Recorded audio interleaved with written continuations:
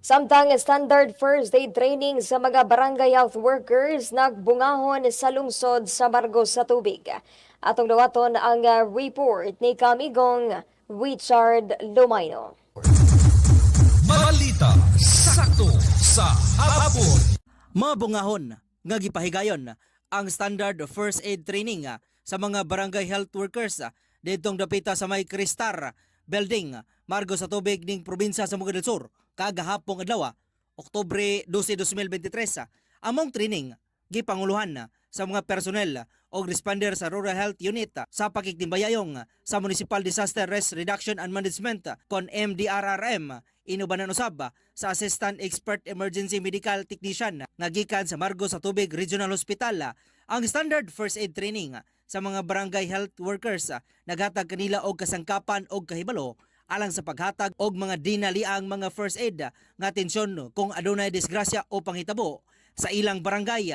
Sa katapusan, mapasalamaton ang mga barangay health workers ngadto sa mga ahensya nga nanguna sa maong training tungod pinaagi sa maong training naghatag kini kanila kahibalo unsaon paghatag og first aid ngadto sa mga nanginahanglan sa dinaliang pagtagad.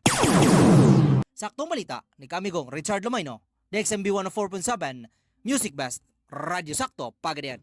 Alang sa katapusang detalye sa mga balitang lokal, 10 milyones nga kantidad sa bagong gitukod nga tourism center sa lungsod sa Pitugo, hapit ng Bapahimuslan.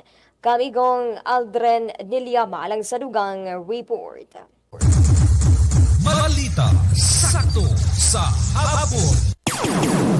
Hapit nang mapaimuslan sa mga katawhan sa lungsod sa Pitugo nga sakop sa probinsya sa Zamboanga del Sur ang gitukod nga bag-ong tourism center nga gipunduhan gayod sa Department of Public Works and Highways kon DPWH.